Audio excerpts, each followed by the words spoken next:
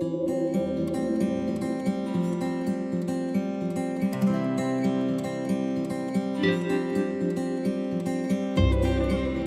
de verdad un gusto y un honor estar hoy aquí en el Tribunal Electoral de Veracruz, en esta mesa de amigos. Por ello agradezco encarecidamente al magistrado presidente Roberto Eduardo Zigala, al magistrado Javier Hernández Hernández y sobre todo al magistrado José Oliveros Ruiz por esta amable invitación, amigo, compañero de batallas académicas, con quien además coincidimos en una estancia en España, en el posgrado, hace ya algunos años. No diré los años para no delatar la edad del señor magistrado que está aquí presente.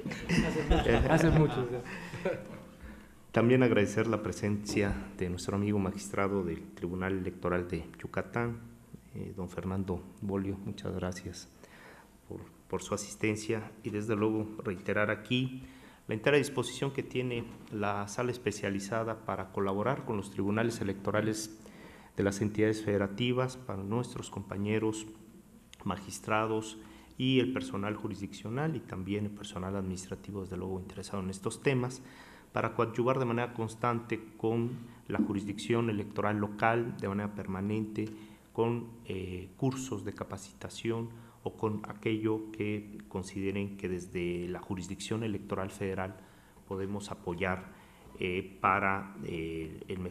la mejor capacitación de sus cuadros y del personal, que es lo más valioso que tiene un tribunal. Las decisiones judiciales se construyen a partir del empeño y de la dedicación que el personal jurisdiccional le impone a sus tareas y por ello el alma, la esencia del tribunal lo constituye el personal jurisdiccional en todas sus esferas, desde luego hasta la integración colegiada de los magistrados. Por ello cuenten, por favor, magistrado presidente, magistrado Bolio, magistrados amigos, con la entera disposición de la sala especializada de colaborar en estos cursos sobre aspectos relacionados con el régimen sancionador electoral, que ahora se ha replicado la estructura federal en las entidades federativas, en la mayoría de las entidades federativas, con algunas excepciones, como es el caso de Chiapas, en el que sigue siendo la OPLE la que lleva a cabo tanto la fase de instrucción como de resolución, pero en los otros, en la gran mayoría de los tribunales del país, se les ha conferido la atribución de resolver los procedimientos especiales sancionadores con una serie de particularidades, dada la naturaleza que este procedimiento tiene. En esta ocasión voy a ocuparme algunos minutos para exponer los rasgos generales del régimen sancionador en la justicia electoral, pero mi interés principal es exponer algunos casos en los que la sala especializada ha tenido la oportunidad de pronunciarse y que han ido fijando algunos criterios sobre temas relacionados con la propaganda política electoral, con el acceso a la radio y la televisión, con las expresiones que se vierten durante un proceso electoral y principalmente sobre temas o esencialmente sobre temas de libertad de expresión en materia política electoral, porque la sala especializada es el Tribunal de la Libertad de Expresión en materia política electoral, es decir, todos los asuntos de manera directa o indirecta están relacionados con expresiones, con manifestaciones, con información, de tal manera que es la sala que resuelve asuntos sobre la libertad de expresión en materia política electoral, y en las entidades federativas esta atribución de ser jueces de la libertad de expresión la tienen desde luego los tribunales electorales, como es el caso del Tribunal Electoral de Veracruz. El origen del régimen sancionador electoral, brevemente podríamos circunscribirlo a la reforma de 1996, donde se estableció la posibilidad de que la autoridad electoral iniciara procedimientos sancionadores, principalmente a partidos políticos y vinculados esencialmente a temas de fiscalización, principalmente. Sin embargo, había una necesidad de atender determinados problemas que surgían durante el proceso electoral de manera breve. Los procedimientos ordinarios suelen tener plazos largos, se resolvían los asuntos con posterioridad a la jornada, incluso una vez concluido el proceso electoral. Y en el año 2006, con un proceso electoral altamente competido, en el que se pusieron sobre el espacio público una serie de manifestaciones que pudieran constituir calumnia o no, pues se generó la necesidad, a partir de un criterio jurisprudencial, la necesidad de establecer un procedimiento abreviado, un procedimiento sumario, para resolver estas controversias que se generan durante una campaña electoral vinculadas con las expresiones o la libertad de expresión en concreto. Es así como el Tribunal Electoral, en el proceso electoral 2006, habilita o crea, fíjense ustedes, un procedimiento especial sancionador vía jurisprudencial. El origen del régimen sancionador especial, si bien es cierto el ordinario tiene un origen en la ley, el procedimiento especial sancionador tiene un origen jurisprudencial en un criterio de la Sala Superior del 2006, en el que estimó que tratándose de calumnia o de aspectos relacionados con la propaganda política electoral, debe establecerse un procedimiento sumario, ágil, breve, que atiende a la necesidad de preservar el principio de equidad durante el proceso electoral, ya que una manifestación de un hecho o un delito falso en contra de un actor político o de un candidato en concreto puede trascender al resultado de la elección. Si no se resuelve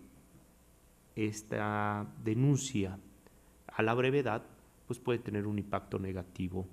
frente a los electores y puede trascender al resultado de la elección. Esa es la justificación de por qué en materia electoral tenemos un procedimiento sumario, porque los asuntos que se analizan en este procedimiento especial sancionador están vinculados con aspectos que pueden trascender al ámbito del resultado electoral. Una expresión calumniosa, un uso inadecuado del modelo de comunicación política, una adquisición de tiempos en radio y televisión que pueda generar una inequidad entre las partes contendientes, una intervención de los poderes públicos a través de su propaganda gubernamental en atención a los principios constitucionales de imparcialidad, de equidad y neutralidad gubernamental, una difusión inadecuada de la propaganda política electoral. Es decir, estos son aspectos propios del procedimiento especial sancionador. Esta es la materia esencial que define esta naturaleza del procedimiento especial sancionador. Estos son los asuntos que se vierten ahí y atiende precisamente a la necesidad de que exista una decisión oportuna, una intervención de la autoridad oportuna, sumaria, para evitar que se trastoque de manera inevitable el principio de equidad. De tal manera que tenemos un procedimiento que tiene su origen ahí en la jurisprudencia y que en la reforma del 2007 se estableció en el ordenamiento constitucional y legal, pero con una naturaleza eminentemente administrativa, es decir, tratándose del ámbito federal, el procedimiento especial sancionador lo conocía y resolvía el Instituto Federal Electoral, el entonces Instituto Federal Electoral. Sin embargo, ello no estaba ausente de una serie de problemáticas que fueron reflexionadas en la reforma electoral de 2014. El Instituto Federal Electoral tenía a su cargo una atribución de resolver conflictos en materia de libertad de expresión y propaganda política electoral, pero ello generaba una desnaturalización de las metas institucionales que tenía el entonces Instituto Federal Electoral, porque representaba una carga de trabajo adicional. Un órgano electoral no es fuerte y eficiente por el número de sus atribuciones. Es decir, entre más atribuciones tiene un órgano del Estado, eso no define su fortaleza. Lo que define la fortaleza de un órgano del Estado es el ejercicio eficaz de las atribuciones conferidas en la Constitución y en la ley. Es decir, y cuando un órgano electoral tiene demasiadas atribuciones, pues entonces tiene varios campos de actuación. Cuando el Instituto Federal Electoral, y eso se razonó en la reforma constitucional y legal de 2014, cuando la función principal del órgano administrativo es la organización de las elecciones principalmente, con todas las tareas y atribuciones vinculadas a la organización de las elecciones, como el Registro Federal de Electores, la capacitación electoral, la organización electoral, el financiamiento a los partidos políticos, es decir, todas estas vertientes de la administración electoral. Sin embargo, tenía también otra problemática, que en el Consejo General se deliberaba sobre las sanciones a los partidos políticos en estos temas vinculados a la propaganda electoral. Y en el Consejo General de un órgano electoral, pues participan con voz también los partidos políticos, ¿sí?, a través de sus representantes. De tal manera que en la deliberación de la decisión sancionatoria también deliberaban las partes, que si bien es cierto no tienen derecho a voto, el tener derecho a argumentar respecto a un asunto, argumentar para configurar la decisión sancionatoria o la resolución en un asunto, pues desde luego el arte de argumentar es el arte de convencer, es decir, había una intervención de las partes en la configuración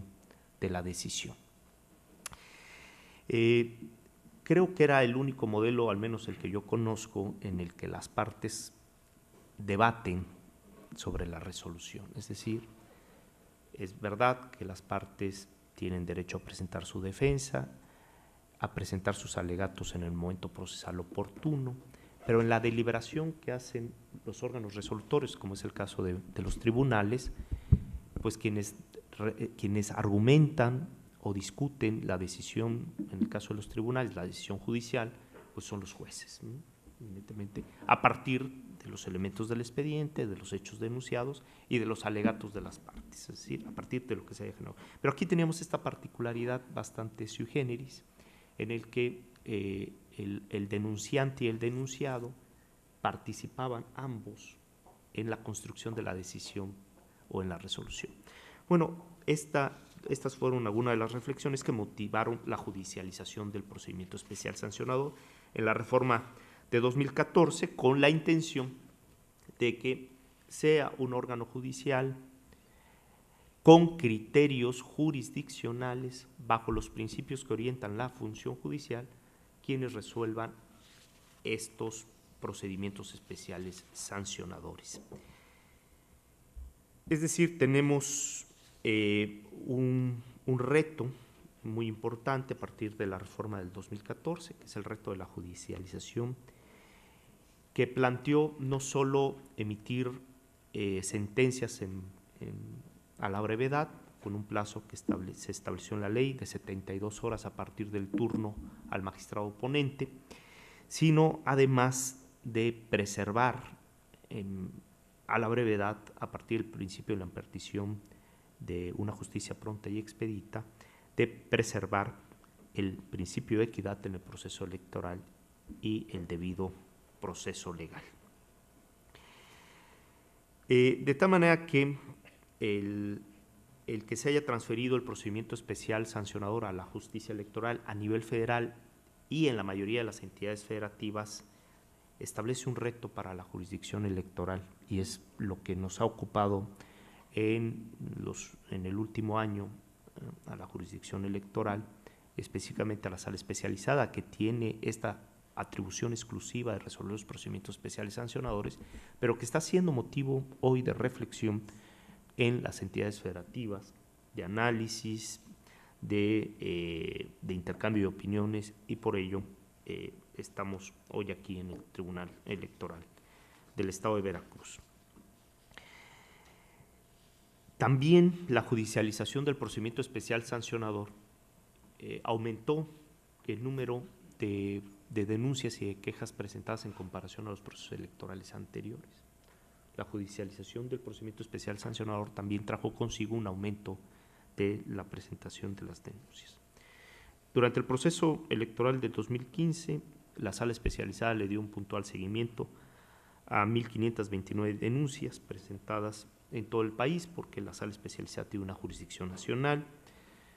Estas 1.529 denuncias se convirtieron en 1.347 expedientes jurisdiccionales y se emitieron estas sentencias dentro del plazo establecido en la ley de 72 horas, con un promedio general de resolución de 36 horas, a partir del turno a la magistrada o al magistrado ponente integrante de la sala especializada. También hay que decir que de estas 1.529 denuncias se presentaron 344 recursos de revisión ante la Sala Superior sobre aspectos de la competencia de la sala especializada. Y si tomamos como referencia el número de expedientes frente al número de recursos que fueron a la Sala Superior, estamos hablando más o menos del 25%, y eso significa que en una gran mayoría de los casos hubo una aceptación de las partes en relación a la decisión judicial. Eso es un elemento que consideramos que es importante ponerlo sobre la mesa. Ahora, la judicialización tiene una serie de virtudes. La primera de ellas es que se imparte una justicia pronta y expedita, ya que al menos en la experiencia inmediata del proceso electoral 2015, que es la experiencia del ámbito federal, el promedio de resolución fue de 36 horas a partir del turno a la magistrada o al magistrado oponente. De tal manera que la tutela judicial efectiva, en este sentido, debe también permitir una eficacia, no obstante que los plazos sean breves, también se debe velar por una eficacia en el ejercicio del derecho a la defensa. Segunda virtud de la judicialización del régimen sancionador especial, que se hace una ponderación judicial en cada uno de los casos. Cuando se está frente a casos judiciales en donde existe una controversia entre la libertad de expresión y la equidad y el principio de equidad, pues el juzgador requiere al caso concreto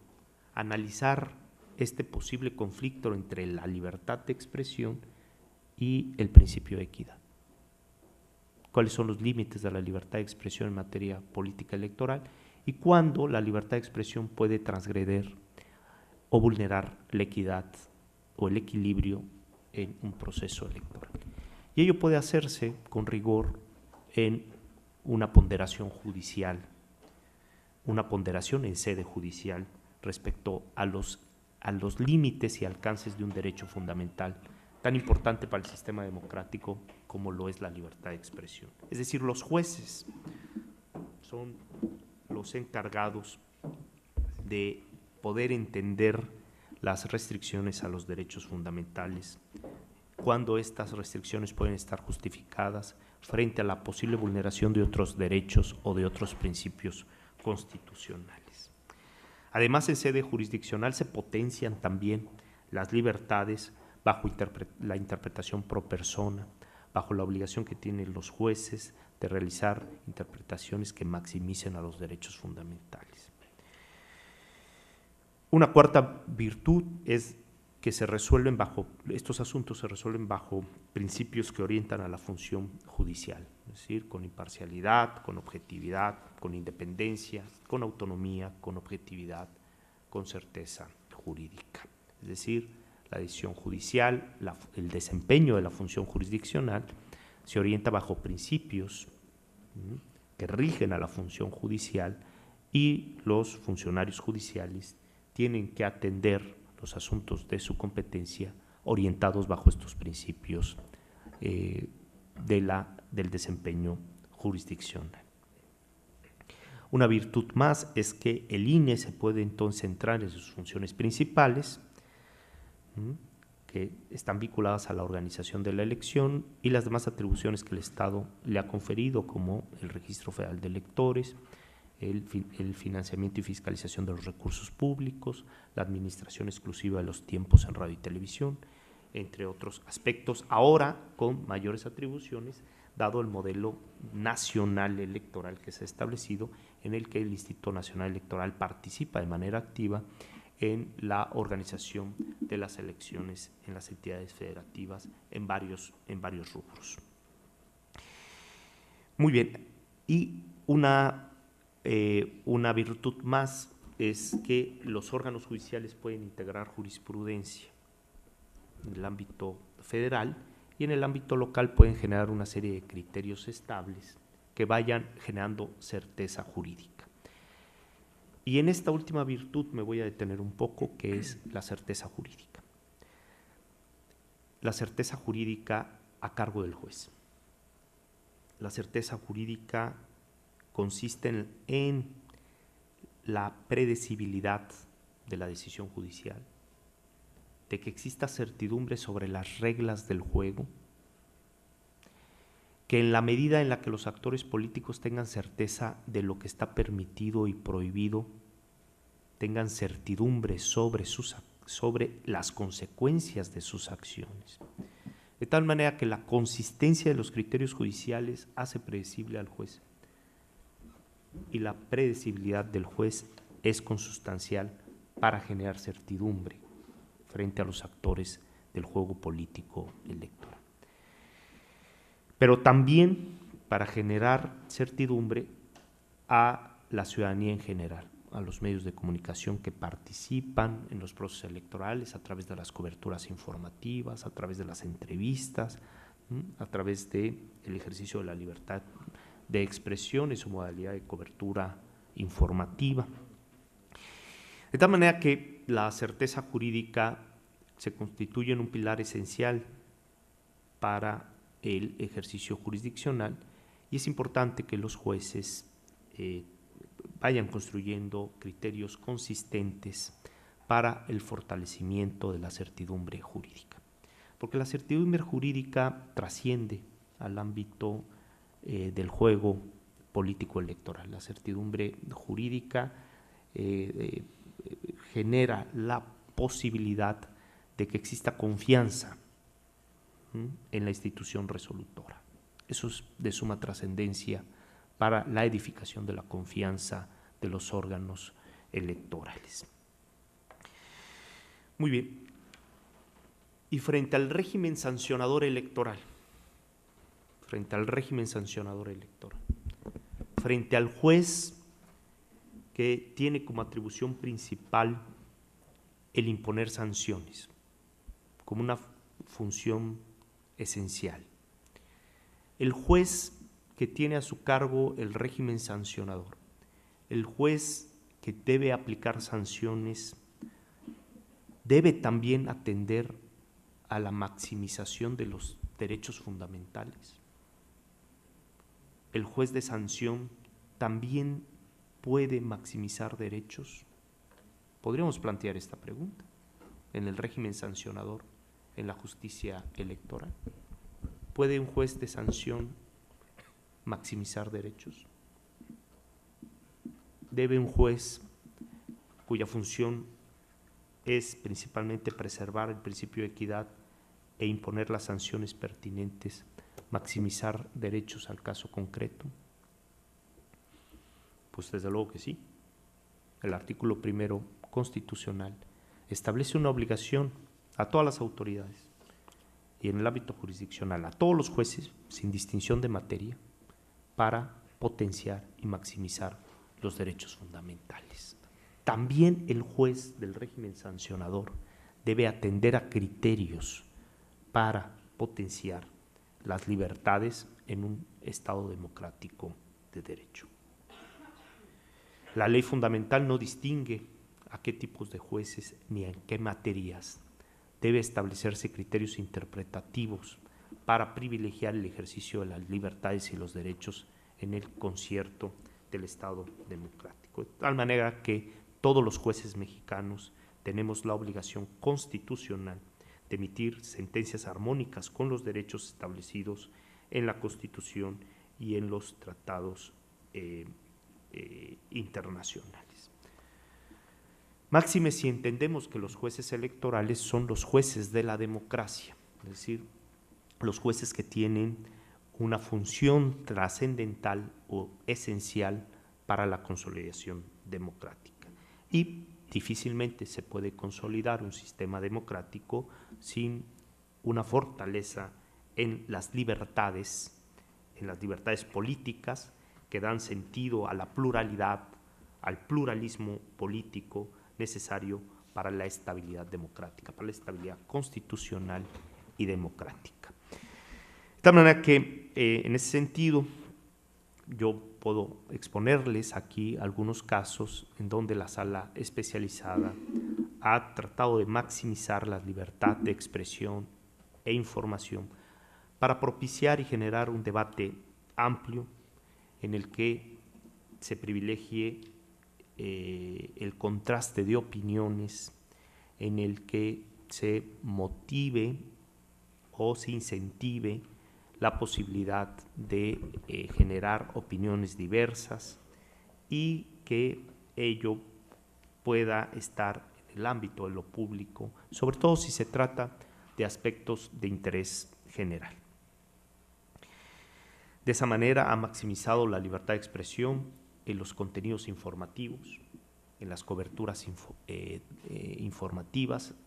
en las notas de prensa. Ha establecido una libertad de contenidos para las noticias, para las opiniones vertidas en los programas de análisis político, para las entrevistas, en donde de manera espontánea se genera una acción comunicativa entre el entrevistado y el entrevistador, e incluso se ha generado criterios para privilegiar la libertad de expresión en los programas de sátira política, ¿no? De tal manera que tenemos algunos casos en donde se ha privilegiado o se ha maximizado no solo la libertad de expresión, sino también el derecho a la defensa en la fase de instrucción. Se analiza el debido proceso legal a efecto de establecer en esta parte el derecho a la defensa, de preservar el derecho a la defensa de las partes, antes de tomar una decisión respecto a los alcances de la libertad de expresión, es decir, me refiero a la revisión de los aspectos adjetivos o procesales, pero que también tiene un impacto en los derechos.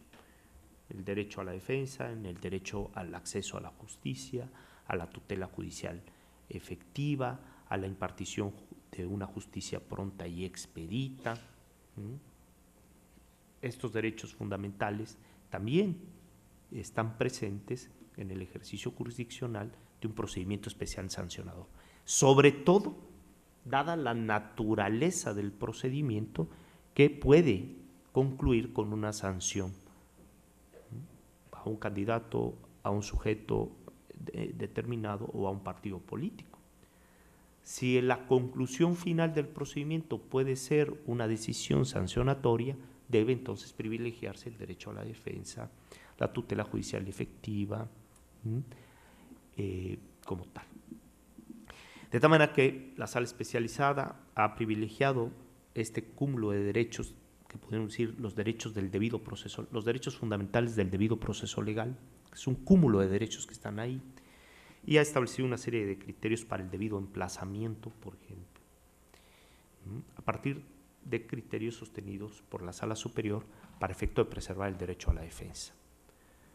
Si bien es cierto, es un procedimiento sumario que debe atender una instrucción breve y una resolución en un plazo de 72 horas, ello no debe pasar por alto la posibilidad de que el sujeto denunciado tenga los elementos necesarios para una adecuada defensa. Y por eso se ha establecido que el emplazamiento, si bien es cierto, la ley dice que debe emplazarse a una audiencia que se llevará a cabo dentro de las 48 horas a partir de la presentación o admisión de la denuncia, el criterio interpretativo de esta regla para maximizar el derecho a la defensa es que las 48 horas debe correr a partir del emplazamiento, a efecto de que al menos el sujeto sancionado, denunciado, que pueda ser objeto de una sanción, de una posible sanción, tenga 48 horas para preparar una defensa y comparecer a la audiencia de pruebas y alegatos. Este es un ejemplo de cómo se ha privilegiado el ejercicio de los derechos en la fase de instrucción del debido proceso legal. Y un segundo cúmulo de asuntos ya corresponde a la vertiente de la libertad de expresión, es decir, cómo se ha salvaguardado y maximizado la libertad de expresión en el ámbito político electoral. Yo les puedo comentar aquí brevemente algunos casos.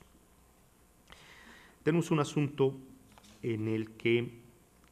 se ha determinado que los programas de televisión tienen pues una gran libertad para configurar el contenido, es decir, tienen la libertad de expresión y la libertad informativa, también genera la posibilidad de que los medios de comunicación puedan libremente definir sus contenidos. En el proceso electoral local de Sonora, para la elección de gobernador, durante la campaña electoral estaba al aire un programa que se denominaba Chacoteando la Noticia. Ahí se hacía una serie de sátiras, se caricaturizaba a todos los candidatos de ese proceso electoral y como toda caricaturización, pues se exageraban determinados hechos que eran propios del ámbito noticioso, y esta exageración en ocasiones de la sátira política, y en este país además donde tenemos por costumbre caricaturizar a los aspectos de relevancia pública, y si no, veamos cualquier periódico y siempre vemos una caricatura que potencia algún hecho noticioso, en ocasiones exagera, ¿no? Potencia la caricaturización, también tiene ese género periodístico, tiene esa vertiente. Y aquí se aducía que había una serie de calumnias porque había una serie de imprecisiones o de exageraciones respecto a determinados hechos noticiosos. En ese sentido, la sala especializada determinó, en primer lugar, que el contenido de un programa de parodia en el que se hacen críticas a actores políticos está protegido por el legítimo ejercicio del derecho a la libertad de expresión, ya que su contenido resulta ser una sátira en torno a hechos noticiosos, que en principio son hechos que están en el ámbito de la opinión pública, que son del conocimiento público, y que la sátira lo que hace es potenciar estas cuestiones. Por lo tanto, se encuentra bajo la normatividad y el amparo de la normatividad que garantiza este derecho y la protección a la libertad de estos contenidos. En una sociedad democrática, la crítica política a través de estos medios pues abona también al pluralismo de ideas y al debate público, que son indispensables para el ejercicio responsable de los derechos de la ciudadanía. Es verdad que la crítica puede ser dura, que la crítica en ocasiones puede ser vehemente, puede generar una incomodidad al sujeto criticado, pero también debemos distinguir que las personas de relevancia pública, los candidatos y los gobernantes, por el hecho de exponerse al ámbito de lo público, las cuestiones no sobre su vida privada, sino sobre su actuar en la relevancia de lo público, genera un interés en la sociedad. Y debatir, discutir sobre estos aspectos, pues es esencial para fomentar el debate público sobre los aspectos de interés general. Un segundo asunto en el que se potenció la libertad de contenidos es en el caso de Cuauhtémoc Blanco, un programa de televisión el día de la jornada electoral si ustedes recuerdan, el día de la jornada electoral jugó la selección mexicana con Brasil. Previo al partido hubo un debate si debía portar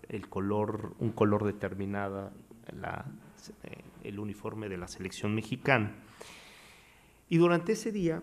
como sucede en ocasiones, previo al partido, se emitió un programa en el que se hacía un reportaje sobre las elecciones. Sí, un recorrido histórico sobre los triunfos de la selección mexicana, los mejores goles,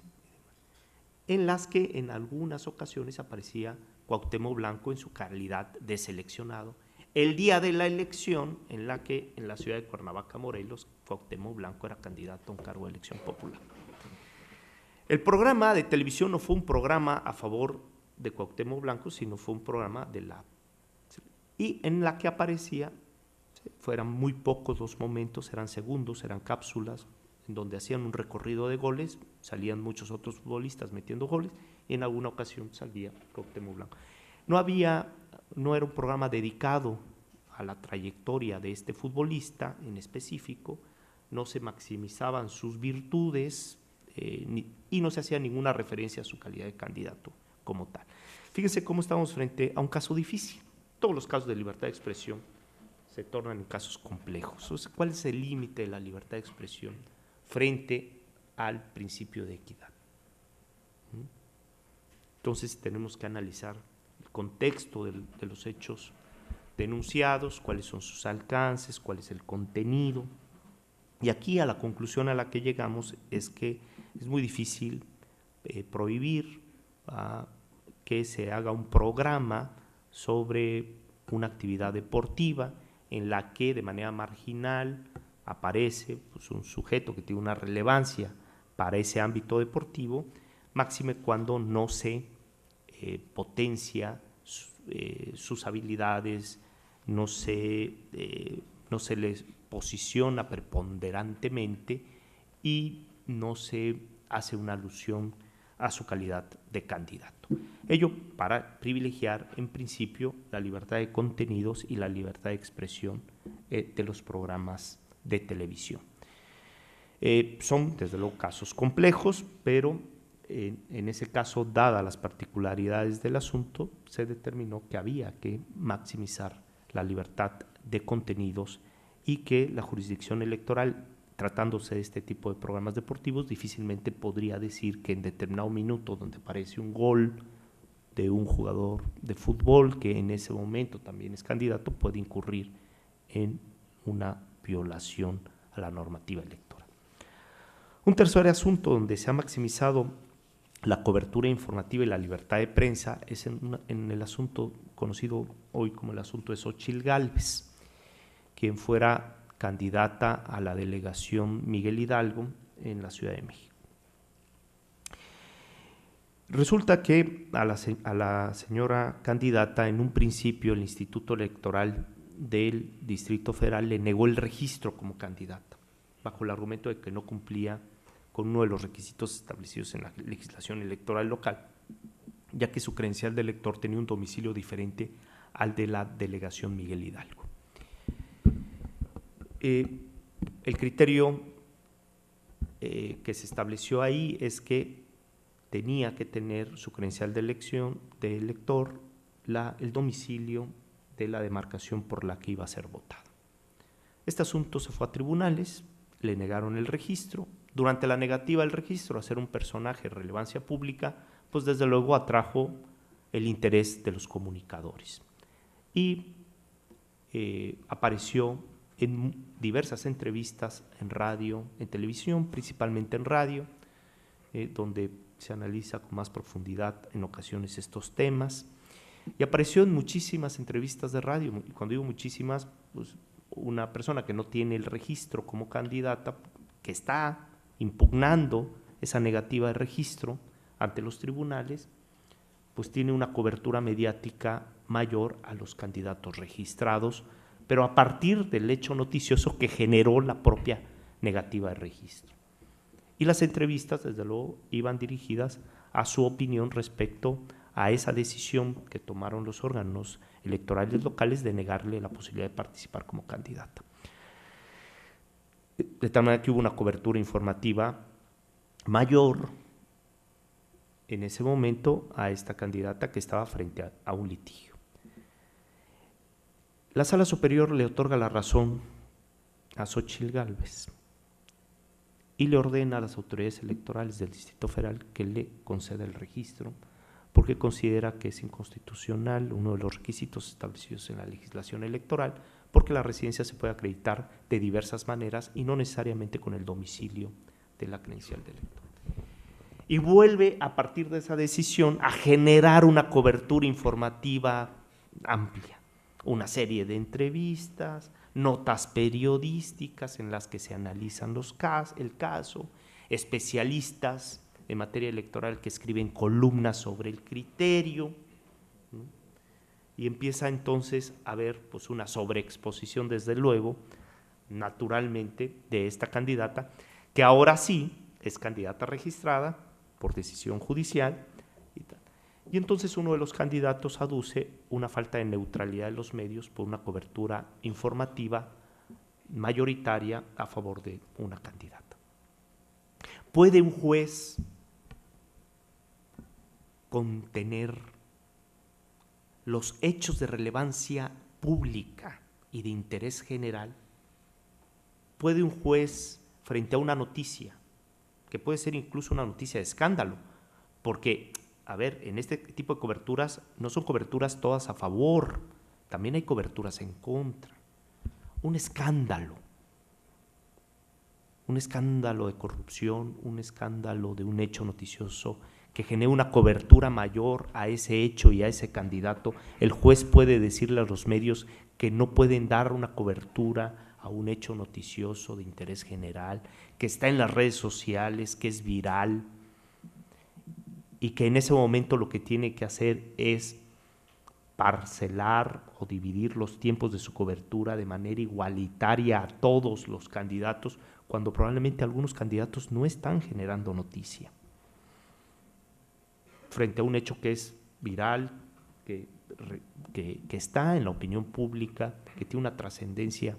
para el conocimiento de lo público, pues es muy difícil que el juez pueda establecer un estándar, porque entonces estaríamos interviniendo en la libertad de expresión, en la libertad de cobertura informativa, que es genuina a partir de hechos que acontecen en la realidad del contexto social. De tal manera que en este caso se determinó que esta cobertura atendía pues a hechos jurisdiccionales que se estaban presentando en ese momento.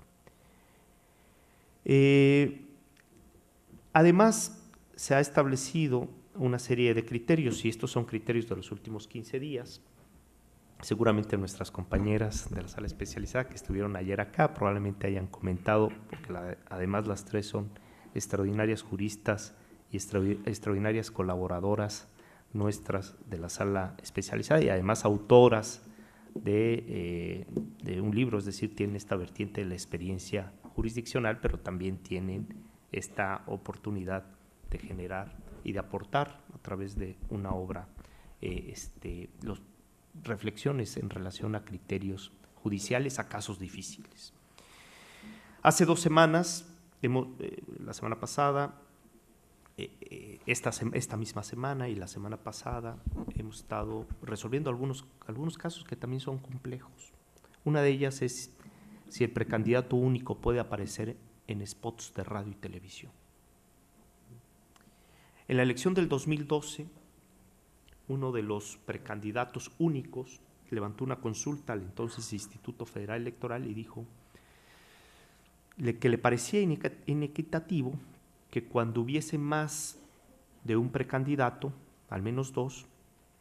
pudiesen hacer precampaña. De tal manera que los 2 precandidatos se posicionan ante su militancia, principalmente porque va dirigido a la militancia, pero también en medios de comunicación social que pueden generar un conocimiento más allá de la militancia o de aquellas personas encargadas de la nominación de una candidatura. Y entonces se estableció un criterio por la Sala Superior en el que, incluso que es jurisprudencia que los precandidatos únicos sí pueden hacer actos de precampaña, porque bajo el criterio de que el precandidato único no tiene la seguridad al 100% de ser nominado candidato. Tiene que ser todavía aprobado en ocasiones por una asamblea, en ocasiones por los comités,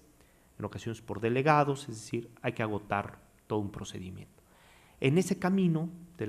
la precampaña, pues se puede considerar o estimar que no reúne los requisitos y a lo mejor no es designado candidato. Es decir, la calidad de precandidato único le da una posibilidad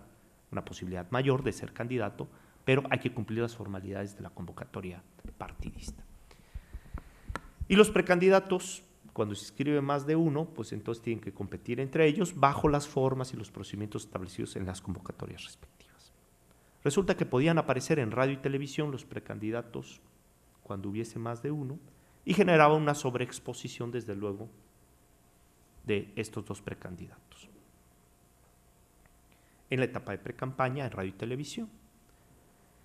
la Sala Superior determinó que sí puede comunicarse el precandidato único con su militancia bajo este argumento de que hay que agotar toda una serie de pasos para lograr la candidatura. Pero permaneció ahí un problema frente a la radio y la televisión, porque expones, antes de la campaña, se expone a los precandidatos en radio y televisión. Lo que quedaba claro, el criterio estaba claro, en relación a los precandidatos, cuando había más de un precandidato, que sí podían ir a radio y televisión. Entonces, lo normal es que se inscriba más de un precandidato y entonces tienen acceso a la radio y la televisión. Hace 2 semanas fijamos un criterio basado en la necesidad de generar condiciones de equidad entre los contendientes en general. Y se estableció que la Constitución y la ley no distingue entre precandidatos únicos y precandidatos que se registren cuando se registran más de un precandidato en un proceso de elección. Se determinó que la Constitución y la ley general no establece provisión alguna de utilizar los medios de comunicación social, y para preservar el principio de equidad entre todos los contendientes, si unos precandidatos pueden utilizar los medios de comunicación social, pues entonces el otro también, siempre y cuando, siendo más estrictos, desde luego, entonces ya expuse la libertad, ahora las restricciones, siendo mucho más estrictos con el contenido del mensaje del precandidato único, para evitar una sobreexposición adelantada como tal. Porque de todas maneras, cuando se inscribe más de un precandidato, pues existe un posicionamiento en radio y televisión de una fuerza política. De manera que son casos difíciles, son casos complejos. Aquí se reflexionaba, le prohibimos, el juez le prohíbe, no obstante que no hay una prohibición constitucional y legal, le prohibimos al precandidato único que aparezca en radio y televisión, pero entonces los partidos motivan a que se inscriba más de uno para que aparezcan en radio y televisión. O generamos una tabla rasa en el que todos pueden, pero ponemos una serie de restricciones al contenido. Es decir, un criterio de libertad con una serie de restricciones. Si pueden los de un partido, entonces que también puedan los de otro, y ser cuidadosos con el contenido. Bueno, son asuntos que están vinculados o están vistos desde la óptica de la libertad de expresión y la libertad en el acceso a los medios de comunicación social en determinadas etapas del proceso electoral, como es el caso de la etapa de precampaña. Y uno de los casos que hemos sostenido de manera reiterada ya y que tiene que ver con la libertad es el tema de las redes sociales. Es un tema sumamente complejo, es un tema que invita a la reflexión. Hoy en día los procesos electorales, gran parte de la comunicación o de la acción comunicativa que se genera sobre los procesos electorales se da en las redes sociales. Twitter, Facebook, YouTube. Y yo estimo que estamos frente a una nueva estructura social, que es la estructura social que se comunica a través del Internet, que interactúa, que genera acción comunicativa. Individuos que no necesariamente se conocen, pero que interactúan a partir de temas de intereses comunes. ¿Hasta dónde un juez, hasta dónde el Estado puede prohibirle a un ciudadano que emita una opinión en una red social? ¿Hasta dónde el Estado puede vedar o censurar que un individuo emita una manifestación? Y este no es un criterio para un partido político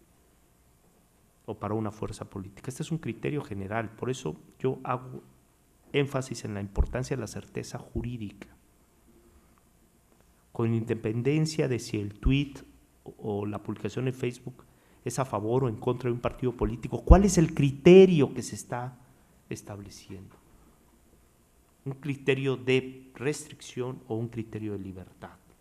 Si es de restricción, a ver, los derechos y las libertades no son absolutos, también tienen límites, pero hay que razonarlas, hay que justificarlas. ¿Puede el Estado, puede el juez decirle a un ciudadano, con independencia de la relevancia pública que tenga un ciudadano, con independencia de los seguidores que tenga un ciudadano, que en determinado momento no opine sobre asuntos de carácter público o de carácter político? ¿Puede un juez en un sistema democrático restringir las opiniones de los ciudadanos en las redes sociales? El criterio que ha sostenido la sala especializada es que las redes sociales son nuevos espacios donde interactúa la sociedad, donde se emiten opiniones a favor y en contra, y las opiniones a favor de un partido muchas veces son contrarrestadas de manera mayoritaria por otro grupo de ciudadanos de esta estructura social que recrimina y reprueba esas afirmaciones a favor de una fuerza política. Que los candidatos y los gobernantes están sujetos a una crítica mucho más escrupulosa en las redes sociales. Y que las afirmaciones a favor de determinadas fuerzas políticas también tienen canales de expresión para contrarrestarse. Y a partir de la posibilidad de generar libertad en las redes sociales, podemos construir opinión pública libre, con pluralismo, con debate, en donde el juez encuentra pocos elementos en el expediente para poder determinar que un ciudadano no puede emitir una opinión en relación a favor o en contra de una fuerza política. ¿En qué sistemas democráticos se restringen las opiniones en las redes sociales? ¿En qué sistemas democráticos se restringen las expresiones de los ciudadanos en las redes sociales? Bueno, y este es un tema que nos ocupa y nos ocupará con seguridad, y no solo a la jurisdicción federal, sino también a la jurisdicción local, porque hoy en día los procesos electorales están en las redes sociales. Ahí se está debatiendo, ahí se está generando opinión pública, ahí se está transmitiendo al momento, a veces hasta en vivo, a través de una serie de elementos ahora tecnológicos, Periscope y otros más,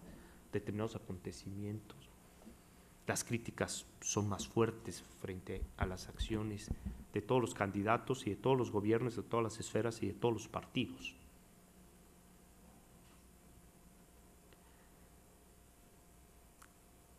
Y en materia electoral, en los próximos procesos electorales vamos a ver un activismo muy fuerte en el ámbito de las redes sociales. Pero hay que partir de una premisa, que es lo que ha motivado el criterio de la sala especializada, que es un ámbito no regulado. El legislador no ha regulado el tema de las redes sociales. Y cuando hablamos de regulación, hablamos de que se delimita lo permitido y lo prohibido. Cuando decimos que hay un vacío de regulación es porque hay un vacío de restricciones. Toda regulación lleva, toda intervención en un derecho frente a la ley, pues lleva el acotar lo permitido, lo prohibido y cuáles son los límites. No existen restricciones constitucionales ni legales frente al tema de las redes sociales. Y entonces, ¿qué hace el juez frente a ello? Máxime cuando no se advierte que exista una contratación, porque no obra en el expediente, una contratación entre el individuo que publicó una aceptación, que también podría ser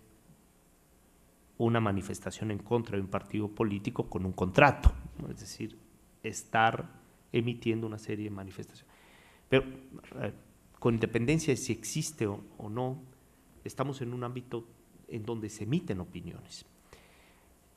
Pero máxime que en estos casos no se acredita que esas expresiones constituyan una publicidad, porque diferente es cuando se contrata un espacio de publicidad en un medio electrónico, un banner, ¿no? Estamos frente a un escenario diferente. Cuando se publica en un periódico un apartado que es eminentemente propaganda o publicidad pagada, bueno, estamos frente a un escenario totalmente diferente. Bueno, estos asuntos que yo les he planteado aquí, y no quiero abusar del amable tiempo que nos han concedido el Tribunal Electoral para el curso que la sala especializada está dando aquí durante estos 2 días y esta charla.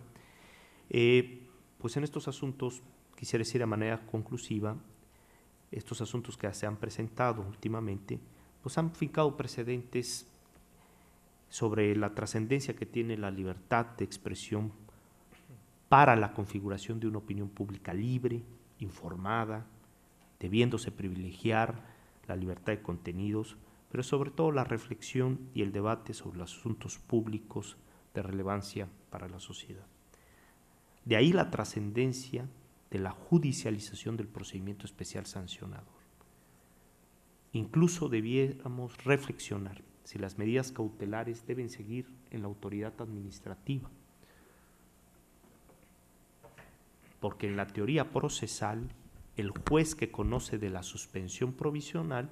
conoce de la suspensión definitiva, o el juez que conoce de la medida precautoria o de la medida provisional conoce también del estudio de fondo o de la sentencia de fondo, como el juez de amparo que conoce de la suspensión provisional y luego se pronuncia tal. Y con eso se evitan posibles contradicciones entre la medida precautoria emitida por una autoridad diversa a la que conoce el fondo. Debiéramos reflexionar todos estos aspectos, pero lo cierto es que lo que debe atender el ejercicio de nuestras funciones es la importancia de la apertura de la jurisdicción democrática para privilegiar los derechos, para privilegiar el ejercicio de las libertades, para la consolidación democrática y para el beneficio de la certeza jurídica. Muchas gracias.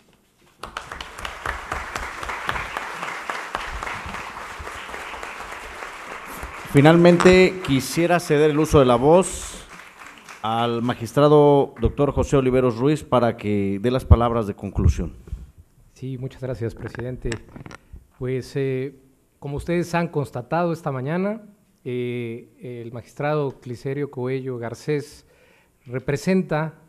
lo que es ser un juez integral. ¿A qué me refiero con esta noción? Es su formación teórica, su experiencia como docente e investigador, incluso con obra publicada reconocida,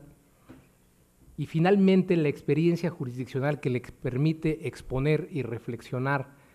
estos temas tan interesantes y que dan tanta relevancia al derecho electoral para la protección de los derechos fundamentales. El magistrado ha hecho un recuento muy sucinto, pero muy profundo de la creación de este procedimiento especial sancionador. Pasó a explicar desde 2006 cómo fue esta creación en vía jurisprudencial hasta la última reforma del 2014 y en nuestro caso la de 2015, que nos permite justamente también estarlo implementando a nivel local este procedimiento especial sancionador. no ha pasado por alto la problemática justamente de las motivaciones por las que fue necesario crear este procedimiento nuevo, la necesidad de que fuera en sede jurisdiccional donde se tramitara finalmente. Yo recuerdo que en el 2009, que fue la primera vez que se aplicó justamente la reforma electoral del 2007, mucha de la problemática fue una reforma nueva y hubo la necesidad de estar corrigiendo constantemente a la autoridad administrativa, lo cual se le pretendió dar salida con la última reforma, y eso, como lo evidenció, ha permitido que el número de denuncias haya crecido de manera sustancial, hasta el hecho de que tuvieron que resolver 1.347 expedientes jurisdiccionales, según nos señala el magistrado. Además, no pasa por alto también todas aquellas vicisitudes y, como él le llama, virtudes de este procedimiento especial sancionador, la ponderación especial que se requiere para la resolución entre la libertad de valores tan valiosos, vágase la redundancia, tan trascendentales para la democracia constitucional, como la libertad de expresión y la equidad en la contienda electoral. La tercera virtud, que como él señala, que el INE se pueda concentrar también en su función toral, que ha sido una demanda de los propios consejeros, que es la de organización de las elecciones y capacitación electoral. La posibilidad de crear jurisprudencia, y miren, tan es así que aquí ya nos trae una recopilación de todos los criterios o de la mayor parte de los criterios trascendentes que ha emitido la propia Sala Regional Especializada, hecha a partir, además de quienes formularon y participaron en los proyectos, que fueron sus secretarios de estudio y cuenta de los magistrados. Entonces, todo este cúmulo de experiencia me parece también que ayuda y abona a que haya certeza de los actores políticos, la predecibilidad de las reglas del juego, qué es lo que hay, qué es lo que tienen que seguir y qué pasa en caso de que no lo hagan. Y es provocador, como buen académico, es un provocador el magistrado Coello en el buen sentido de la palabra, porque dice, el juez de sanción puede maximizar derechos. Eso es, esperemos que en la segunda oportunidad que nos visita, que ya lo estamos comprometiendo, se pueda justamente abordar estos temas, que nos den mayores luces sobre el trabajo que también tenemos que hacer en este órgano jurisdiccional. Finalmente, y yo me quedo con esa sensación de que lo que explicó teóricamente también lo aterriza en la práctica jurisdiccional con estos casos concretos, en casos límite, como el radio y la televisión, qué aspectos están todavía faltos de alguna manera de legislación, pero que en vía jurisprudencial otra vez están innovando, como el caso de los precandidatos únicos, que pueden tener ahora espacios en televisión, en radio y televisión, pero con restricciones en su contenido. El tema de las redes sociales, que es, ustedes lo reconocerán, totalmente actual. Ya nos tocó aquí justamente empezar el análisis de Twitter, Facebook, YouTube también. Entonces, estamos de esta manera retomando estos criterios y estas reflexiones que nos servirán para nuestro trabajo, y pues nuestro agradecimiento por ello, magistrado. También hace rato que platicábamos con los señores magistrados, surgían reflexiones desde cómo tramitar nuestro PES. Y el magistrado nos decía, bueno, nosotros tenemos un área específica que revisa que los expedientes ya vengan integrados, y no solo eso, sino que le damos seguimiento desde que se presenta una denuncia hasta que nos la remiten para revisar, tener esa oportunidad de, con anticipación, poder conocer qué es lo que están denunciando. Entonces, todos esos aspectos también amablemente y muy generosamente nos ha ofrecido que haya toda la cooperación para que en su caso nosotros podamos implementarlo en el tribunal, este seguimiento desde la presentación en coordinación con el OPLE, nos permitiría justamente cumplir con los plazos que nos establece la ley y que en el caso de la Sala Regional Especializada han creado su propio procedimiento y se han dotado de esta unidad justamente que les permite ya cumplir con las horas que estaba señalando, que en un promedio de 36 horas se realiza la resolución de las denuncias. ¿Por qué no contar, por ejemplo, con una previsión en la que nosotros podamos dictar un acuerdo para revisar específicamente y a partir de esa revisión ya poder turnar al magistrado instructor el procedimiento especial sancionador y podamos cumplir en tiempo y forma con los plazos que nos establece nuestra ley local? Pues finalmente no quiero abundar, el magistrado fue prolífico en su exposición y pues no me queda nada más que agradecerle a nombre de mis compañeros y de los integrantes de este tribunal su magnífica exposición, que esperemos que se repita, por favor, magistrado, y que además nos engalana el poder ser la primera institución en este proceso electoral que recibe a las autoridades de la Sala Regional Especializada. Pues para culminar con broche de oro, como debe ser todo evento de manera destacada, queremos entregar reconocimientos a las participantes en este curso, tanto las abogadas que estuvieron ayer con nosotros, distinguidas abogadas y especialistas de este tema, como el propio magistrado presidente. Adelante, presidente. Muchas gracias. Pues efectivamente, tal como lo comentó el doctor José Oliveros Ruiz, ¿quién mejor que él para dar estas palabras de conclusión? Alguien que conoce perfectamente al magistrado ponente y alguien que en aparte lo estima mucho, y bueno, y es obvio, ¿no? Ya se dieron cuenta que aparte de un excelente profesionista es una gran persona, ¿eh? Y pues para mí es un orgullo entregar este reconocimiento al señor magistrado Clicerio Cuello Garcés por esta participación.